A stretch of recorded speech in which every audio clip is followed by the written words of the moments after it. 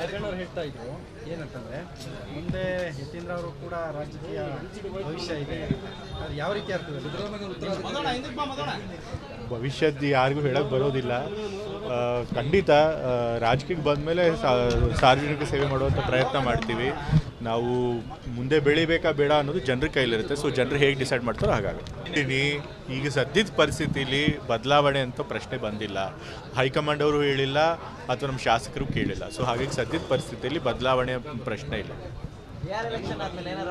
ರಾಜಕೀಯ ಬದಲಾವಣೆ ಸರ್, ರಾಜ್ಯ ರಾಜಕೀಯ ಬದಲಾವಣೆ ಆಫ್ಟರ್ ಬಿಹಾರ್ ಎಲೆಕ್ಷನ್. ಬಿಹಾರ್ ಮೇಲೆ ಆಗುತ್ತೆ ಅಂತ ಯಾರು ಸದ್ಯದ ಪರಿಸ್ಥಿತಿಯಲ್ಲಿ ಯಾವುದೇ ಸಿಎಂ ಬದಲಾವಣೆ ಪ್ರಶ್ನೆ ಇಲ್ಲ. ಈಗ ಬದಲಾಯಿಸ್ತಾರೆ ಅಂತ ಹೇಳ್ತಾನೆ ಇದ್ದಾರೆ. MP ಚುನಾವಣೆ ಆದಾಗ ಹೇಳಿದ್ರು, ಮೂಡಾ ಕೇಸ್ ಆದಾಗ ಹೇಳಿದ್ರು, ಬಟ್ ಆ ರೀತಿ ಆಗಿಲ್ಲ. ಸೊ ಹಾಗಾಗಿ ಇದೆಲ್ಲ ಬರೀ ರಾಜಕೀಯ.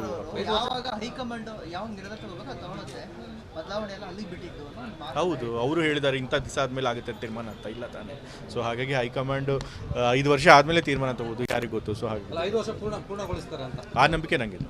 ಅವ್ರು ಹೇಳ್ತಾ ಇದ್ರು ಏನಂತಂದ್ರೆ ಮುಂದೆ ಯತೀಂದ್ರ ಅವರು ಕೂಡ ರಾಜಕೀಯ ಭವಿಷ್ಯ ಇದೆ, ಅದು ಯಾವ ರೀತಿ ಆಗ್ತದೆ?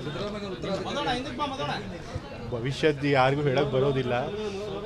ಖಂಡಿತ ರಾಜಕೀಯಕ್ಕೆ ಬಂದಮೇಲೆ ಸಾರ್ವಜನಿಕ ಸೇವೆ ಮಾಡುವಂಥ ಪ್ರಯತ್ನ ಮಾಡ್ತೀವಿ.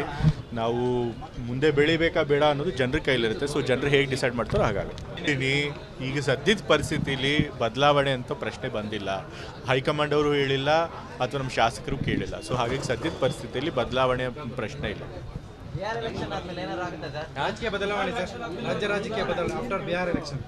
ಬಿಹಾರ್ ಮೇಲೆ ಆಗುತ್ತೆ ಅಂತ ಯಾರು ಸದ್ಯದ ಪರಿಸ್ಥಿತಿಯಲ್ಲಿ ಯಾವುದೇ ಸಿಎಂ ಬದಲಾವಣೆ ಪ್ರಶ್ನೆ ಇಲ್ಲ. ಈಗ ಬದಲಾಯಿಸ್ತಾರೆ ಅಂತ ಹೇಳ್ತಾನೆ ಇದ್ದಾರೆ. MP ಚುನಾವಣೆ ಆದಾಗ ಹೇಳಿದ್ರು, ಮೂಡಾ ಕೇಸ್ ಆದಾಗ ಹೇಳಿದ್ರು, ಬಟ್ ಆ ರೀತಿ ಆಗಿಲ್ಲ. ಸೊ ಹಾಗಾಗಿ ಇದೆಲ್ಲ ಬರೀ ರಾಜಕೀಯ.